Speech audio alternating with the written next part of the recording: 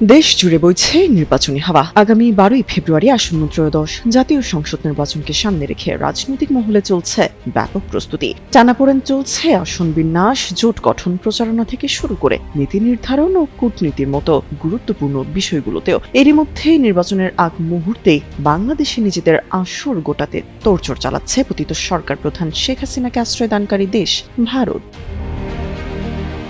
বাংলাদেশ জাতীয় সংসদ নির্বাচনকে সামনে রেখে নিরাপত্তাজনিত ঝুঁকির কারণে আগাম সতর্কতামূলক পদক্ষেপ নিচ্ছে ভারত। বাংলাদেশে কর্মরত নিজেদের কূটনৈতিক কর্মকর্তাদের পরিবারের সদস্যদের ফিরিয়ে নেওয়ার সিদ্ধান্ত নিয়েছে দেশটি। মঙ্গলবার ভারতের কেন্দ্রীয় সরকার পর্যায়ে এই সিদ্ধান্ত নেওয়া হয়েছে বলে এক প্রতিবেদনে জানিয়েছে বার্তা সংস্থা পিটিআই। ভবিষ্যৎ হোক নিরাপদ, বিনিয়োগ হোক বিশ্বস্ত, আর আমার পছন্দ সল্ট বে। ওয়েলকাম টু সল্ট বে। ভারতের প্রধান দূতাবাস বা হাই কমিশন ঢাকায়, এছাড়া সহকারী হাই কমিশনগুলো রয়েছে খুলনা, রাজশাহী, চট্টগ্রাম ও সিলেটে। সূত্র বলছে, সবগুলো মিশন থেকেই কূটনীতিক ও অন্য কর্মকর্তাদের পরিবারের সদস্যদের ফিরিয়ে নেওয়া হচ্ছে।